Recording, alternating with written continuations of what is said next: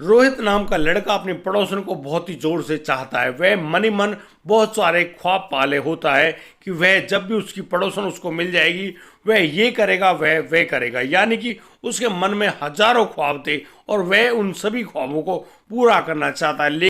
लेकिन वह देखता है कि उस घर में एक युवक बहुत ही तेज कदमों से अंदर घुस जाता है और अब तो उसको करीब आधा घंटा हो गया है, वह युवक उस घर से बाहर नहीं निकला है। अब तो रोहित को कुछ शक होने लगता है और वह चुपचाप उठता है और बस उसी घर में चुपचाप घुस जाता है। लेकिन वह जैसे उस घर के अंदर घुसता है उसको कुछ ऐसी आवाज़ें सुनाई पड़ती हैं जिन आवाज़ों को सुनकर वह खुद हैरान रह जाता है, यानी कि वह सोच रहा है कि यहाँ पर तो कुछ और ही हो रहा है और सच में वहाँ पर कुछ और ही हो रहा होता है। दरअसल वहाँ पर जो उठ रही आवाज़ें हैं उन आवाज़ों को सुनकर खुद वह रोहित भी जोश में यानी कि उत्तेजना में आने लगता है। वह इधर उधर उस व्यक्ति को ढूंढ रहा है लेकिन वह लड़का भी दिखाई नहीं दे रहा है। अब तो वह कमरों में झांकने लगता है। वह देखता है कि कमरे का दरवाजा अंदर से बंद है। उसको मालूम चलता है कि ये जो आवाज़ें हैं ये इसी कमरे से आ रही हैं। बस फिर तो वह उस जंगले में से अंदर झांकने की कोशिश करता है, लेकिन जैसे वह अंदर झांकता है उसके पैरों तले जमीन खिसक जाती है। दरअसल जिस पड़ोसन के लिए वह मन में इतनी चाहत पाले हुआ था वह पड़ोसन किसी और लड़के के साथ मनोरंजन कर रही है, यानी कि वह शारीरिक संबंध बना रही है और यहाँ पर दोनों एक दूसरे की आंखों में देख रहे हैं और बस उसी प्रकार से उसी जोश से एक दूसरे को संतुष्ट कर रहे होते हैं। इस पूरे हालात को देखकर वह जो रोहित अपने फ़ोन को निकाल लेता है और उस पूरी मामले को अपने फ़ोन में रिकॉर्ड कर लेता है। दोस्तों अब तो जैसे ही वो लोग अपनी इस प्रक्रिया को ख़त्म करते हैं उससे पहले रोहित चुपचाप उस घर से निकल जाता है और बाहर गेट के पास खड़ा हो जाता है और वह इंतज़ार करने लगता है कि उसका पड़ोस का वह लड़का यानी कि संजय कब बाहर आए और कब वह संजय से बात करे। दोस्तों अब तो वह संजय जैसे उस घर से बाहर निकलता है रोहित उसको इशारे से अपने पास बुला लेता है और बस उसको वह वीडियो दिखाते हुए कहता है कि देखो मैंने सब कुछ काम कर दिया है, अब तो तुम्हें मेरा एक काम करना होगा वरना मैं तुम्हें और इस भाभी को कहीं मुंह दिखाने लायक नहीं छोड़ूंगा। दोस्तों यहाँ पर वह संजय बड़े ही प्यार से सुन रहा है कि वह रोहित क्या कहना चाहता है। रोहित यहाँ पर कहता है कि उसको भी वह आशा नाम की जो भाभी है वह चाहिए, उसको भी उसके साथ रातें गुजारनी है। लेकिन इस बात को सुनकर जो संजय बहुत ही दुखी और परेशान होता है और डांट पड़ता है उस रोहित को कि तुम्हें बिल्कुल शर्म नहीं आती, वो तुम्हारी भाभी और तुमसे उम्र में बड़ी है। लेकिन रोहित कहता है कि उसको बिल्कुल शर्म नहीं आती लेकिन उसको यह काम तो करना ही है वरना तुम अपनी खैर सोच लो। इन सभी बातों पर विचार करते हुए अब तो वह जो संजय वापस उस घर में जाता है और बस अपनी प्रेमिका यानी कि दोस्त की पत्नी आशा से कहने लगता है यही बात। लेकिन आशा साफ मना कर देती कि वह तो तुमसे प्यार करते इसीलिए इन शारीरिक संबंधों को अंजाम दे रही है तुम्हारे साथ, वरना वह किसी और को मुंह नहीं लगाएगी। लेकिन दोस्तों जहां वह संजय उस रोहित के दिखाए गए डर से डर गया था वहीं वह आशा से जहां प्यार करता था उस बात से भी डर गया था और बस वह किसी से कुछ भी नहीं कह पाता है। वह डर के मारे चुप होता है और बस मन ही मन में कुछ ऐसा प्लान कर लेता है। उसकी इस प्लानिंग को जानकर आप लोग हैरान रह जाएंगे। दोस्तों इस पूरी कहानी को पूरे मामले को जानने के लिए आपको बना रहना होगा हमारे साथ वीडियो में अंत तक। नमस्कार, आदाब, सत श्री अकाल दोस्तों, स्वागत है आपका हमारे यूट्यूब चैनल किस्से क्राइम की। और दोस्तों आपसे वही प्यार भरी गुजारिश, आगे बढ़ने से पहले हमारे चैनल को सब्सक्राइब करना, नोटिफिकेशन की बेल को दबाना बिल्कुल ना भूलें। दोस्तों आज का बेहद ही हैरान कर देने वाला मामला सामने आया है मथुरा उत्तर प्रदेश से। दोस्तों मथुरा जिले का वह गाँव जहाँ पर वह जो टिंकू और संजय नाम के दो दोस्त बहुत अच्छे से रहने लगते हैं, उनकी दोस्ती करीब 8 साल पुरानी है क्योंकि दोनों साथ में पढ़ते और अब तो उन्होंने ग्रेजुएशन भी पूरी कर ली है। वह जिस प्रकार से रहते हैं यानी कि कोई भी किसी के घर पे कभी भी आ जा सकता था, खाना वगैरह खा सकता था और वो दोनों बड़े ही प्यार से एक दूसरे के साथ रहते हैं। एक दिन टिंकू के पिता उस संजय और टिंकू दोनों से कहने लगते हैं कि बेटा तुम पढ़ लिख लिए हो, बस अब एक काम कर दो। टिंकू के पिता कहते हैं कि बेटा अब तो तुम नौकरी ढूंढ लो और बस नौकरी करनी शुरू कर दो। बस इस बात पर गौर करते हुए संजय और टिंकू अपने पड़ोस की उस सोहनलाल के पास जाते हैं जो कि दिल्ली में एक बहुत ही बढ़िया काम किया करते हैं। दरअसल जो सोहनलाल है वो दिल्ली में एक नौकरी किया करते हैं और उसी नौकरी के चलते उसने अपने परिवार का अच्छा भरण पोषण शुरू कर रखा है। इसी प्रकार से अब तो जब वो लोग सोनलाल के पास जाते हैं तो सोनलाल भी कहता है कि बेटा अपने कागजात उसे लाकर दे दो, वह उस कंपनी में बात कर लेगा और तुम्हारी नौकरी लगवा देगा। अब तो टिंकू और संजय अपने कागजों को सोनलाल को सौंप देते हैं और बस इंतजार कर रहे होते हैं कि कब उनका जो अंकल सोनलाल है उनको बुला ले।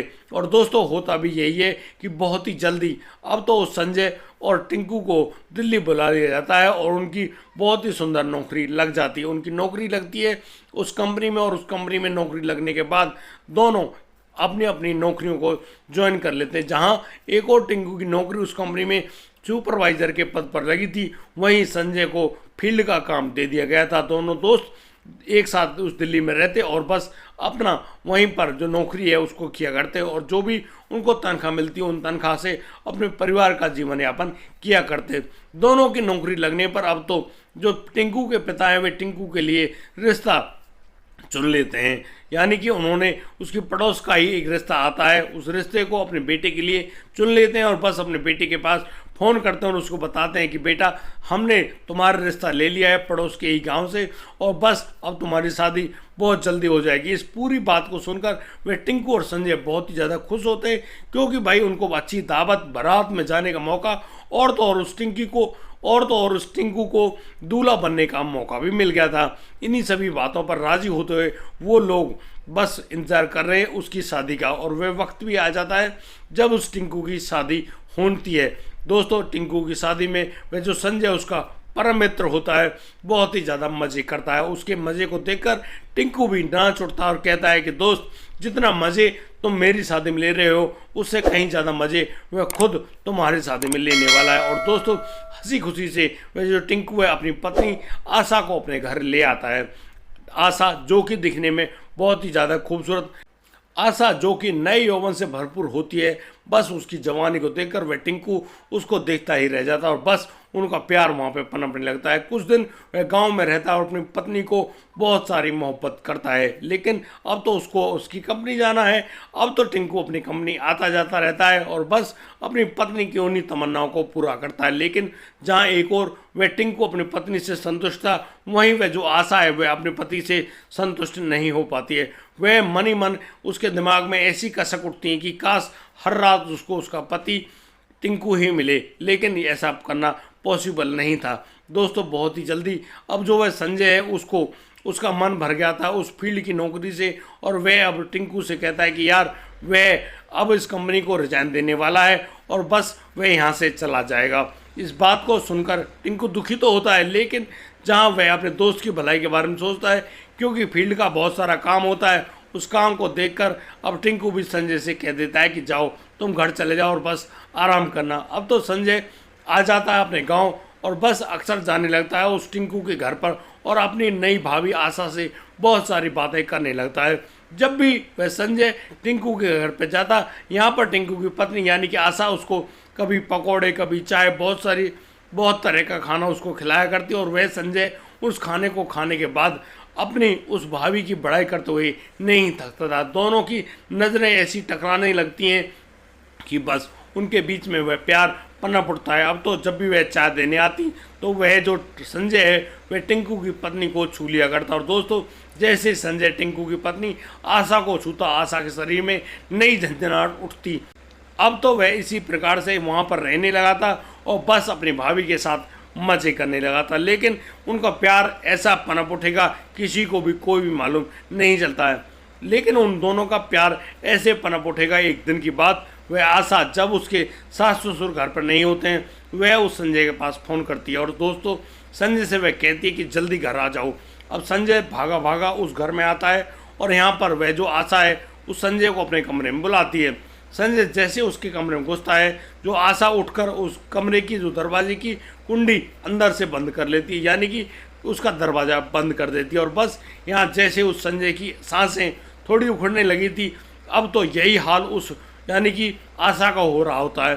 अब आशा और संजय एक दूसरे से लिपट जाते हैं जैसे कि वर्षों बाद एक दूसरे से मिले हों और दोस्तों दोनों के बीच में वही प्रेम संबंध पनप उठता और दोनों एक दूसरे के साथ शारीरिक संबंध बनाने में जुट जाते हैं। दोस्तों दोनों पूरे जोश और होश में शारीरिक संबंध बना रहे हैं, लेकिन वह जिस प्रकार से वह संजय उस आशा को संतुष्ट करता है। आशा भी बहुत ज़्यादा खुश होती है संजय से संबंध बनाकर। और दोस्तों अब तो उनका जब भी उनको मौका मिलता वह आशा संजय को अपने घर बुलाया करती और बस उनके इसी प्रकार से प्रेम संबंध बना करते। वह रोहित जो कि आशा का पड़ोसी था वह भी आशा पर एक गंदी नज़र रखता था और वह दिन रोज आने जाने वाले उस लड़के संजय पर भी नज़र रखता था और वह मन ही मन सोचता है कि वाकई में आशा और संजय के बीच में कोई न कोई ऐसा संबंध भी पनप बैठा है। बस एक दिन जब वह संजय घर में आया था तो रोहित उसके पीछे पीछे आ जाता है और बस जंगले से उन दोनों की उस अश्लील वीडियो को अपने फ़ोन में निकाल लेता है और फिर संजय को धमकी देने लगता है कि यदि तुमने उसकी बात नहीं मानी तो वह इस वीडियो को वायरल कर देगा।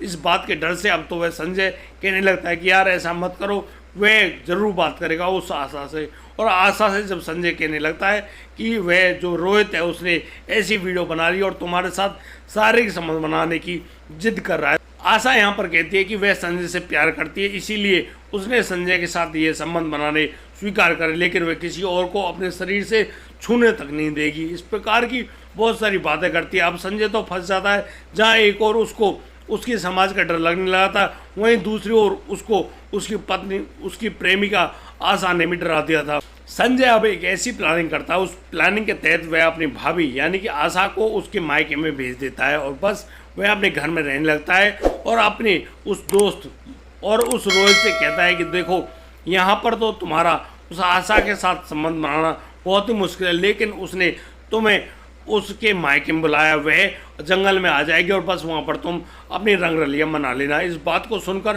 वह लड़का यानी कि रोहित बहुत ही खुश होता है और बस उस संजय के साथ चलने के लिए तैयार हो जाता है। अब संजय और रोहित दोनों पहुँच जाते हैं उस जगह पर जिस जगह पर वह आशा भी मौजूद होती है, क्योंकि यहाँ पर संजय और आशा दोनों उस प्लानिंग को बना चुके होते हैं। और दोस्तों अब तो जैसे ही वह रोहित वहाँ पर पहुँचा अब तो आशा उससे कहने लगती है कि रोहित उस वीडियो को डिलीट कर दो वरना अच्छा नहीं होगा, लेकिन रोहित कहने लगता है कि पहले उसके साथ संबंध बनाओ तभी वह ऐसा करेगा।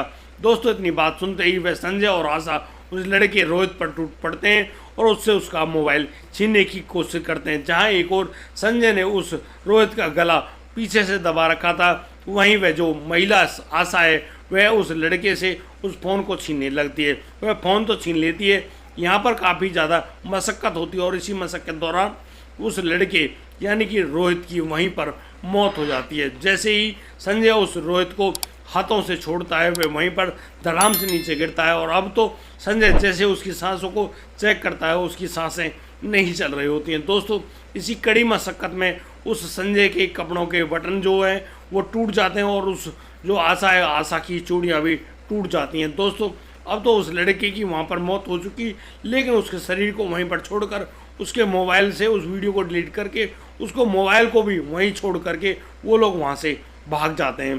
दोस्तों अब तो ग्रामीण क्षेत्र बहुत सारे लोग जो खेतों में काम करने जाते हैं वो राहगीर देखते हैं कि यहाँ पर एक लड़के का शव पड़ा हुआ है, बस वो लोग अब उस लड़के के शव को उठाते हैं और उसकी जान पहचान में जुट जाते हैं। वहाँ पर पुलिस को भी बुलाया जाता है और पुलिस जब उस लड़के की ढंग से छानबीन या पूछताछ कर रही होती है तो उसको मालूम चलता है कि यह पड़ोसी गांव का रहने वाला एक लड़का रोहित है।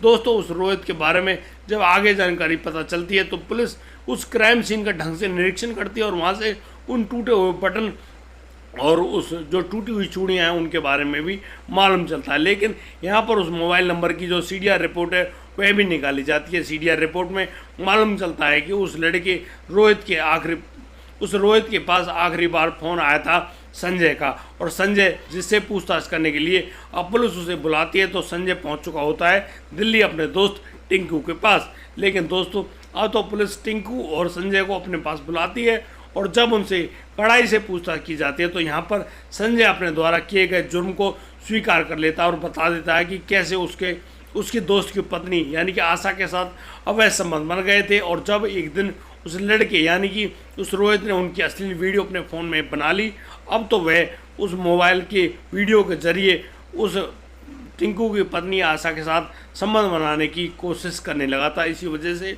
उन लोगों ने इस पूरे हत्याकांड को अंजाम दिया।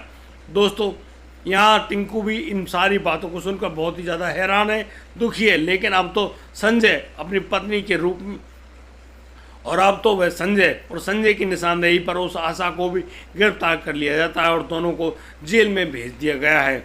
दोस्तों यहाँ पर वह टिंकू जो कि सुपरवाइजर की नौकरी किया करता बस अपने हाथ मलते हुए रह जाता है। दोस्तों इस पूरे घटनाक्रम को सुनाने का उद्देश्य किसी को परेशान करना नहीं है, किसी का दिल दुखाना नहीं है। दोस्तों हम लोग बताना चाहते हैं कि हमेशा सावधान रहें, सतर्क रहें, क्योंकि ये इस प्रकार की घटनाएं ये किसी के साथ भी घटित हो सकती है और जिनका परिणाम बहुत ही गलत और गंदा होता है। दोस्तों किसी दोस्त और मित्र को अपने घर में इतनी जगह ना दो कि वह आए और बस तुम्हारे साथ कुछ इस प्रकार से खेल कर जाए जिसके बारे में तुम्हें यह जानकर बहुत ही दुख होगा।